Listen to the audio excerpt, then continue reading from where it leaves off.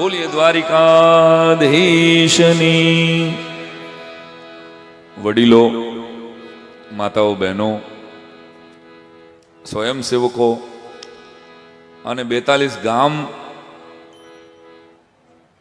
ના વડીલો અહીંયા જ્યારે ઉપસ્થિત હોય ત્યારે એવી સરસ મજાની જય બોલાવો કે ઓખા બેટ દ્વારિકાના 42 ગામ સુધી હોહરવી કેટલાય હુઈ ગયા હોય એની નીંદર ઉડી જવી જોઈએ. બોલીએ દ્વારિકાધીશની. સોમનાથ મહાદેવ કી, नागनाथ महादेव की, अपने अपने गुरुदेव की, अपने अपने माता पिता की नमः.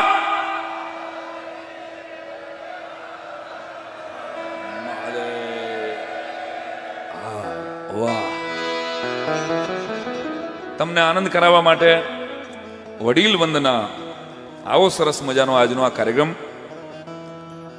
42 ગામ પાટીદાર યુવા સંગઠનના સર્વે મોભીઓને, યુવાન દોસ્તોને, સ્વયંસેવકોને એકવાર ખૂબ તાળીઓના ગગડાટથી વધાવો. વર્લ્ડ રેકોર્ડમાં લગભગ 3 રેકોર્ડ આજે તમે પૂરા કર્યા હોય એવું મને હાર્દિકભાઈ વાત કરતા હતા. અને 150 બસ ક્યાંય નીકળી હોય કોઈ એક વિસ્તારના 42 ગામની, એવો આ પહેલો દાખલો છે. દ્વારકાધીશની કૃપા હોય ત્યારે અહીંયા આવી શકાય. નક્કી કરો અને દ્વારિકામાં કે સોમનાથમાં ન હોય, પણ દ્વારકાધીશ બોલાવે એનાથી જ અહીંયા આવી શકાય. એવી આ પવિત્ર તપોભૂમિ, સમસ્ત સનાતન ધર્મના હૃદય સમાન દ્વારિકા નગરીમાં આપણે બેઠા છીએ. અને અહીં બધા જ વડીલો અને માતાઓના ચરણોમાં કલાકાર તરીકે બધા જ કલાકારો વતી વંદન કરું છું. આટલી વિશાળ સંખ્યામાં આપ બધાને આનંદ કરાવવા માટે લોકસંગીત, લોક સાહિત્ય, હાસ્યરસ અને લોકગીતોનો રસથાળ એટલે ડાયરો. એ વિસ્તારમાં આમ તો હવે તો બધું બહુ થાય છે ડાયરા, પણ એક સમયે ડાયરા ઓછા. સૌરાષ્ટ્રની આમ તો આ પેટર્ન આખી લોકસંગીતની. એટલે કોઈ મને પૂછેલું મને કે ડાયરામાં શું હોય, એટલે મેં એને બહુ હળવો ફૂલ જવાબ આપેલો. મેં કીધું ગામડું બોલે અને શહેર સાંભળે એનું નામ ડાયરો. તો મને કે એથી આગળ મેં કીધું ચોયણી બોલે જીન્સ સાંભળે એનું નામ ડાયરો.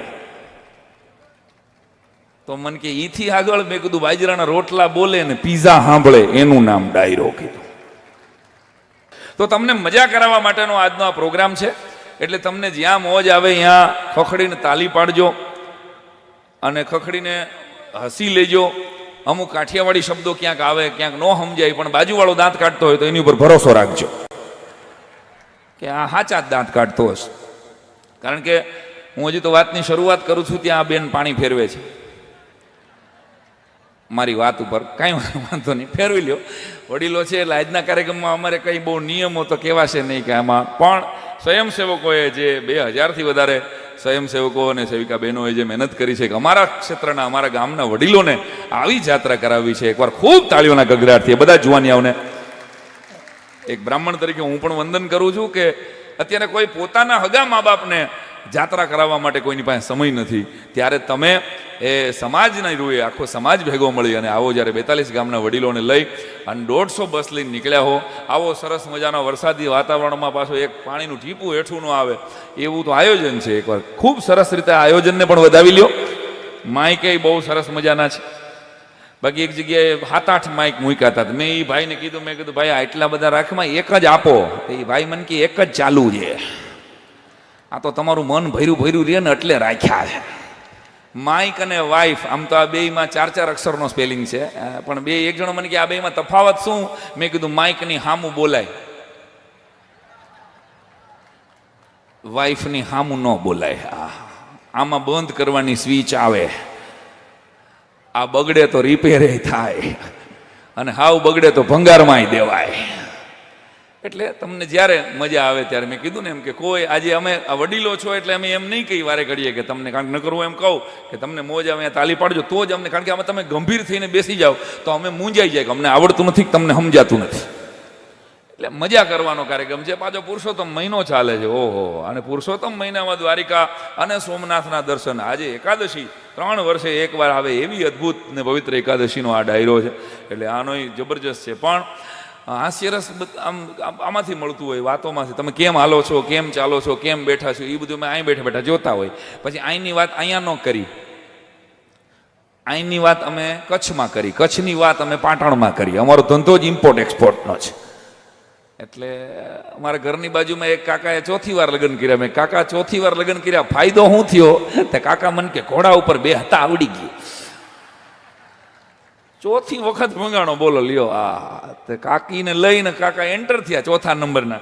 તે કાકીએ પ્રશ્ન પૂછ્યો, જોયું ને તો આમ 3 ચુંદડીઓ લટકતી હતી આમ ગોખલામાં, અંદર ઘરમાં જેવા અંદર થયા ને દાખલ થયા. એટલે 4થા નંબરના કાકીએ પૂછ્યું કે હે સ્વામીનાથ, આ ચુંદડીઓ કોની છે? એટલે કાકાએ કીધું કે ત્રણેય આગલી પત્નીઓને જે રંગ ગમતા હતા ને એની ચુંદડીઓ રાખી છે. પેલીને લાલ કલર ગમતો હતો એટલે લાલ ચુંદડી રાખી છે, બીજીને લીલો કલર ગમતો હતો એટલે લીલી ચુંદડી રાખી છે, ત્રીજીને કાળો કલર ગમતો હતો એટલે કાળી ચુંદડી રાખી છે, અને 4થો ગોખલો ખાલી છે. તને કયો કલર ગમે ઈ કે. અને 4થા નંબરના કાકીએ જે જવાબ આપ્યો છે કે સ્વામીનાથ, તમે હવે ચુંદડીઓની ચિંતા ન કરતા. કાં તો કે હવે અહીં ચુંદડીયું નહીં, ટોપિયું લટકશે. કાકા કે કેમ? તો કે મારે તમે 5માં છો, 4 ને તો હું ટીંગાડીને આવી. આ જવા દો. પણ જીવનના એવા ત્રિવેડ તમે બેઠા છો, 50, 60, 70 વર્ષના ચોમાહા તમે જોયા છે. એટલે ઘણી બધી સરસ મજાની વાતો કરવી છે તમારી સાથે પરિવારની. 108 વર્ષના છે. ઓહો, 108 વર્ષના વડીલ છે. જીતુભાઈ પડકારો મને વાંહેથી કર્યો. 108 વર્ષનો ખરેખરો ધન્યવાદ છે. એટલે અમે તો લગભગ આ જે રીતે ઘી ને દૂધ ને જે અત્યારનું જમી રહ્યા છે એ પ્રમાણે કોણ જાણે 108ના થાય કે નહીં. પણ તમે 108 સુધી જે એવા. અને એક ભાઈને મેં પૂછેલું, અત્યારે તો એક છોકરો આમ જઈનવો ને એ ભેગો એને નર્સ પાસે મોબાઈલ માંગ્યો. એટલે નર્સે કીધું કે જન્મતા હવે તારે મોબાઈલને શું કરવો છે? તો છોકરો કે ભગવાને કીધું તું પોચીને મિસ કોલ કરી દેજે. અને એક છોકરો જન્મો એ ભેગો એની બાએ એની મમ્મીએ એના પપ્પાને આપ્યો, એના પપ્પાએ એના કાકાને આપ્યો, એના કાકાએ એના દાદાને આપ્યો, દાદાએ મામાને આપ્યો, મામાએ મામીને આપ્યો, મામીએ ફઈને આપ્યો. તે 7-8 જણાએ આમ તરત જ 5 મિનિટમાં ફેરવી નાખ્યો છોકરાને હાથમાં. છોકરાનો બાટલો ફાટ્યો. એ કે શું કરો છો તમે? એટલે ફઈ બોલ્યા કે કાંઈ નહીં બેટા, તું માર્કેટમાં નવો આવ્યો છો ને એટલે ફોરવર્ડ કરીએ છીએ.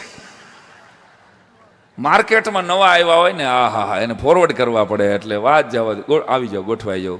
જે મિત્રો ધીમે ધીમે આવી રહ્યા છે, મને ખબર છે પૂરો થશે ને પ્રોગ્રામ, 1 વાગ્યાનો આપણો ટાઈમ છે. 1 વાગ્યા સુધીમાં બધાય આવી જશે, તમે જોઈજો.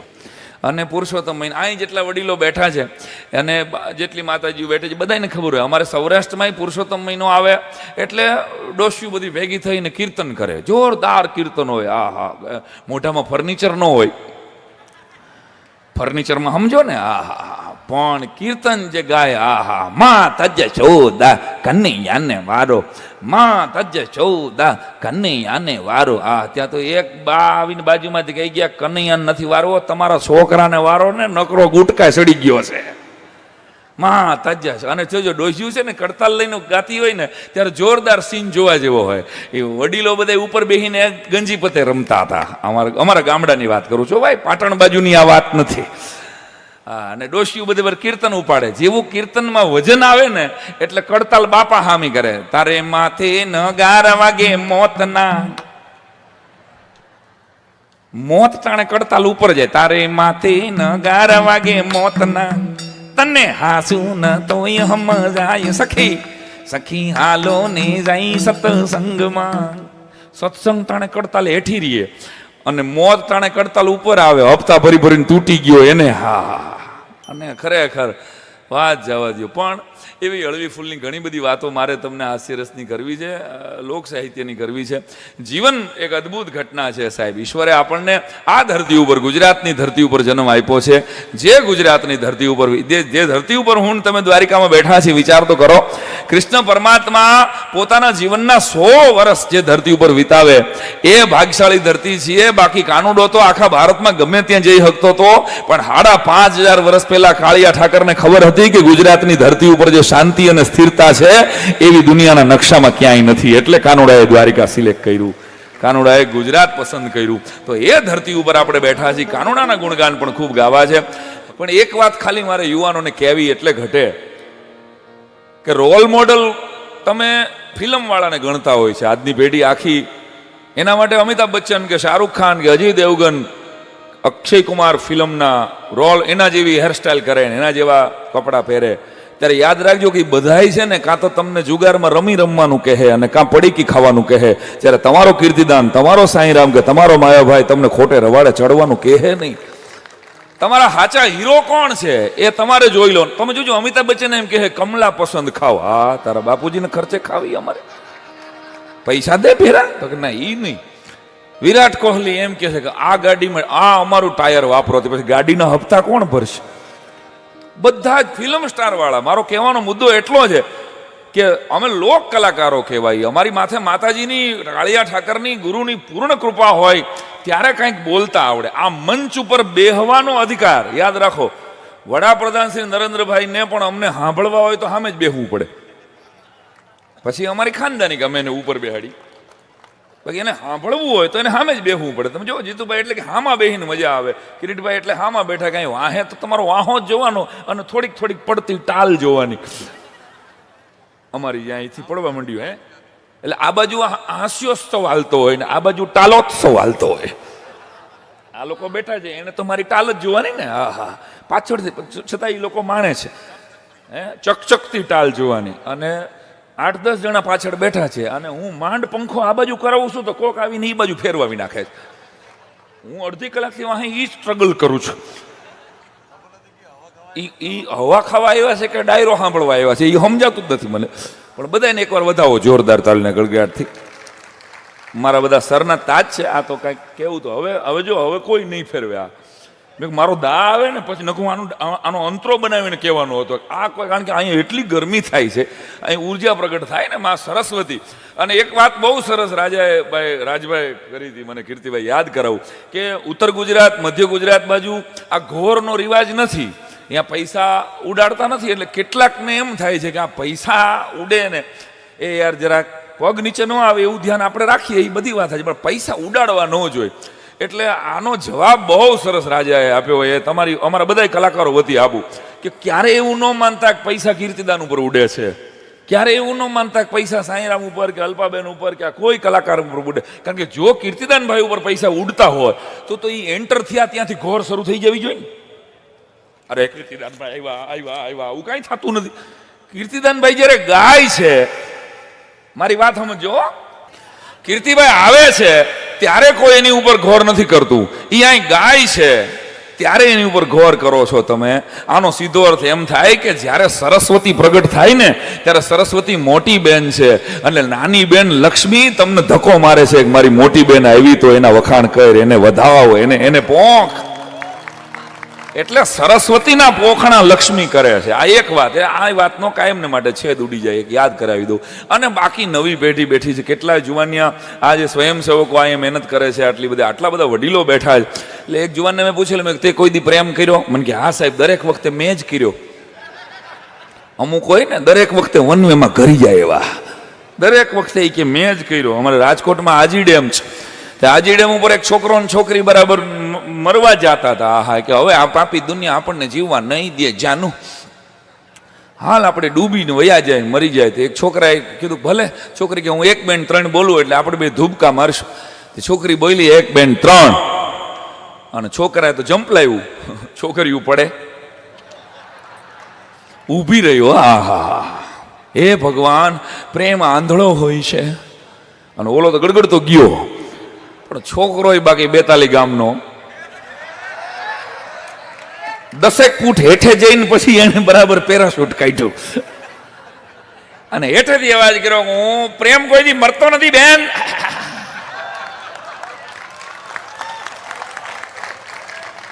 પ્રેમ કોઈથી મરે નહીં. આ તરીને ઓલી બાજુ ગયો, હવે રક્ષાબંધને મળશું એટલે ગોટે ચડાવી દીધા છે. હા, એટલે હું કાયમ હળવી ફૂલ શૈલીમાં શિક્ષક છું અને સ્વભાવે શિક્ષક છું, વ્યવસાય નહીં. એટલે હું કાયમ એક વાત કહું છું કે અત્યારે આમ આપણે છાપાઓ વાંચીએ છીએ, ન્યૂઝ ચેનલો જોઈએ છીએ, ત્યારે આપણા સંસ્કારમાં કંઈક ખોટ આવી, આપણી જીવન વ્યવસ્થામાં કંઈક ખોટ આવી, ક્યાંક કવિઓ અને કલાકારોથી દૂર થયા, ક્યાંક શાસ્ત્રોથી દૂર થયા. એટલે હિન્દુસ્તાનની દીકરીના પાત્રી કટકા થાય, બાકી હિન્દુસ્તાનની દીકરી તો દુશ્મનના પાત્રી કટકા કરીને આવે. જો મારો મુદ્દો તમને સમજાય તો આપણે ક્યાંક ઝાંસીની રાણીનું જીવન ચરિત્ર આપણી દીકરીઓ સુધી પહોંચાડવામાં પાછા પડી ગયા. એટલે જુવાનિયા જેટલા સ્વયંસેવકોમાં જેની હગાઈ બાકી છે એ બધાને હું કહું છું મોટાભાઈ તરીકે કે સમયસર ગોઠવાઈ જાજો. આ બહુ ટૂંકી સલાહ છે, હાવ નાનકડી સલાહ છે કે સમયસર ગોઠવાઈ જાઉં. પસંદગીના ધોરણો બહુ ઊંચા ન રાખવા, આપણે પગમાં કપાસી છે. કારણ કે નાનકડી વાત છે કે પછી શું છે, લક્ઝરી બસની અપેક્ષામાં સાદી બસે ઉપડી જાય છે. નથી સમજાણું હજી બધાને? લક્ઝરી બસની અપેક્ષામાં સાદી બસે ઉપડી જાય, પછી શટલ યારે ભર, હાલો ભાઈ દ્વારિકા, બોલો ભાઈ ઓખા, પાટણ બોલો ભાઈ પાટણ, પછી ગોઠવાઈ જવાય. એટલે આમાં ગોઠવાઈ જવાની મજા છે. ઘણા 60-60 વર્ષ લગી નથી ગોઠવાતા. એટલે મારો આ છોકરાઓને જુવાનિયાઓને આટલું કહેવાનું. અને દીકરીઓ જેટલી બાકી છે એને એક ભાઈ તરીકે સલાહ એટલી છે, વન લાઇનર ખાલી, કે ભાગીને લગ્ન કરો ને એના કરતા જાગીને લગ્ન કરજો. સમાજમાં બાપને કે ભાઈ માટે એ બહુ મુશ્કેલ હોય છે કે આંગળી જ્યારે ગામ ચિંતન કે ફલાણા ભાઈની દીકરી ભાગી ગઈ. એટલે એ આખા સમાજમાં દીકરીઓની સંખ્યા ઘટી રહી છે, સવર્ણોમાં ઘટી રહી છે. આના મૂળમાં ક્યાંક આ પણ કારણ છે, સમજો કે એટલે ભાગીને લગ્ન કરો એના કરતા. અને અહીંયા વડીલો બેઠા છો એટલે હું કાયમ કહું છું, એ જમાનો વયો ગયો. કેટલાક વડીલોને મેં આમ જિંદગીમાં રોતા જ જોયા હોય કે એના દીકરાની ફરિયાદો કરતા હોય, મારો દીકરો બરાબર નથી, મારે વહુ આવી એ બરાબર નથી. પણ લઈ આવ્યા હતા તો તમે જ, પોખીને તમે જ લઈ આવ્યા હતા ને. અહીં માં જ લઈ આવી હોય, અને સૌથી વધારે રાજીપો એને હોય કે હું મારા દીકરાની વહુ લાવું. એટલે એ વડીલ તો એવા આપણું જીવનનો બીજો અધ્યાય છે, આ અંતિમ અધ્યાય છે. ત્યારે હું અહીં બેઠેલા દ્વારકાધીશને પ્રાર્થના કરું છું કે 4000 વડીલોની માવતરની આ યાત્રા લઈ અને 42 ગામના યુવાનો જ્યારે નીકળ્યા હોય ત્યારે એવું વૃદ્ધત્વ દેજે કે દીકરાને કહી શકે કે બેટા તારે પૈસા જોઈએ 5000 મારી પાસે લેજે, બાકી હું તારા પૈસાનો મોહતાજ નથી. આને બાપ કહેવાય, આને માં કહેવાય. હું તારા, તું મને હાચવ. અરે હું હાચું છું ભલામણા, જન્મ તો અમે તને આપ્યો છે. ત્યારે બહુ એક નાનકડો દાખલો મારે તમને કહેવો છે, એથી પછી આગળ વાત હાલવી છે. ગામડું ગામ અને એક જુવાન બરાબર કરિયાણાની દુકાને આમ સવારના પોરમાં લીસા લાડુ લેવા ગયો. લીસા લાડુ આપો ને ભાઈ. હવે ગામડામાં તો ઓળખતા હોય એટલે કે લે. અચાનક તો કે હા શ્રાદ્ધ છે, શ્રાદ્ધનો મહિનો બરાબર હાલતો. અચ્છા કોનું શ્રાદ્ધ છે? બાનું શ્રાદ્ધ છે. એટલે જીતુભાઈ બરાબર ઓલો કરિયાણા વાળાએ કીધું કે જીવીબેન નો દીકરો છો ને તું તો 22-25 વર્ષનો જુવાનડો? તો કે હા. તો કે તારી બા તો જીવે છે ભાઈ? તો કે હા મારી બા જીવે છે. તો કે તો એમ કેમ કહેશ કે તારી બાનું શ્રાદ્ધ છે? માં તારી જીવે છે અને તું એમ કહેશ કે તારી બાનું શ્રાદ્ધ છે? બાટલો ફાટ્યો ઓલાનો. એટલે કે તારા જેવા છોકરાએ જ કળજુગ લાવી દીધો. ભાઈ મા બાપ નો પોહાતા હોય ને તો વૃદ્ધાશ્રમમાં મૂકી આવાય, પણ જીવતા મા બાપને થોડું કઈ શ્રાદ્ધ કહેવાય. આટલું કીધું ને ભેગો 25 વર્ષના જુવાને જે જવાબ આપ્યો છે એ વાત અહીંયા બેઠેલા એક એક યુવાને લાઈફ ટાઈમ યાદ રાખવા જેવી. એણે એમ કીધું કે ભાઈ તમારી કંઈક ભૂલ થાય છે. મારા મા બાપ જીવે છે, હું મારા મા બાપને બહુ પ્રેમ કરું છું, પણ મારા મા બાપને લીસા લાડવા બહુ ભાવે છે. એટલે એ મરી જાય ને પછી કાગડા કૂતરા એના સુધી પોગાડે કે ન પોગાડે, એ જીવે ત્યારે એ માગે ત્યારે એની થાળીમાં મારે લીસા લાડવા દેવા છે. આ વિચારથી અત્યારે લેવા આવ્યો છું. સાંભળી લે, નાનો માણસ છું, 10,000 ની નોકરી કરું છું. સવારના પોરમાં હું ઉઠી અને ભગવાનની મૂર્તિની ધૂળ સાફ કરવાનો સમય નથી રહેતો, નોકરીએ જવાનું હોય છે. પણ મારા બા ને બાપુજી જાગે ને એ પેલા એના ચશ્માની ધૂળની, ચશ્મા ઉપરની ધૂળ હું રોજ મારા હાથે સાફ કરું છું. અને સાંભળી લેજો, બાપુજીને હાલવામાં પ્રોબ્લેમ છે, તકલીફ છે, એટલે એ પોતાની રીતે સવારમાં ઊભા ન થઈ શકે, આનો રોગ છે. એટલે રોજ સવારના પોરમાં મારા બાપને જગાડું છું. હું 2 લાખ કે 5 લાખ ખર્ચી અને હરિદ્વાર કે કાશી કે બદ્રી કેદાર કદાચ નહીં જઈ શકું. મારા બાપને રોજ બાળકની જેમ તેડી અને હું વોશરૂમ સુધી લઈ જાઉં છું અને મારા ઠાકરને કહી દઉં છું કે આ 6 ડગલા જ મારા માટે હરિદ્વાર અને કાશી છે. તો એક બ્રાહ્મણ તરીકે અહીંયા બેઠેલા જેટલા સ્વયંસેવકો છે એના વતી તો હું ઠાકોરજીને અરજી કરીને કહી શકું કે તમે આ 4000 માવતરોના ચહેરા ઉપર ખુશી લાવી છે. તમારા જીવનમાં હવે કદાચ કોઈ પણ એમ કહે ને કે તમને પિતૃ નડે છે તો એ કહેજો કે એ પાપ સાંઈરામને પૂછજો, તમને કોઈ દિવસ પિતૃ નડી ન શકે, કારણ કે તમે આટલા માવતરનો આશીર્વાદ લીધો. આ એક એવું કામ તમે કર્યું છે કે એ પેઢીઓ સુધી સમાજ તો યાદ રાખે, પણ 42 ગામના યુવાનોએ આ સમાજ આવો સરસ મજાનો દાખલો દીધો હોય. બાકી અમારે ગોંડલમાં અમે રહેતા, હવે અમે રાજકોટ રહી છીએ એટલે કાંઈ માથાકૂટ નથી થઈ ગોંડલમાં. માણસ જાય ને એક ગામથી બીજે ગામ આવે, વાળુવડથી તમે રાજકોટ આવ્યા, રાજકોટથી પછી હવે અમદાવાદ ગયા, અમદાવાદથી હવે કંઈ અમેરિકા સેટલ થઈ જાય નક્કી નહીં. કીર્તિદાનભાઈ નથી જવાના ને? તો ઠીક. તો કહેવાનો અર્થ કે માણસ એક ગામમાંથી બીજા ગામમાં જાય તો ખરા ને. કીર્તિભાઈ ગોંડલમાં અમારે એક રિક્ષાવાળાએ એમાં લખ્યું હતું કે માં તારા આશીર્વાદ. હું તો રાજી થઈ ગયો. અહીંયા માને આટલી બધી માનસ. મને કે હા સાહેબ, માના ઘરેણા વેચીને જ રિક્ષા લીધી છે. બોર્ડ બદલાય કીધું, અને મળતો નહીં હો કોઈ દી. નાકમાંથી ધૂંબો મારી લઈશ તને, મેં કીધું ન કરવું. આવાય પડ્યા છે. આ એક ભાઈ મેં પૂછેલું, તમારો દીકરાએ કઈ લાઈન લીધી? મને કે પાઇપ લાઈન. એક ભાઈને મેં પૂછ્યું, તમારો દીકરો શું કરે છે? મને કે ભાઈ જે હામો મળે એનું કરે છે.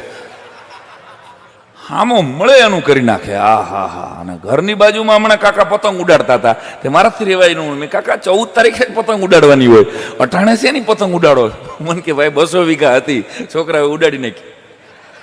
હવે મારી પાસે પતંગ જ રહી છે. મને કે કાંઈ રહ્યું નહીં ઉડાડવા જેવું. રોજ ઉડાડું છું. હા. એટલે આવાય પડ્યા છે એની વચ્ચે.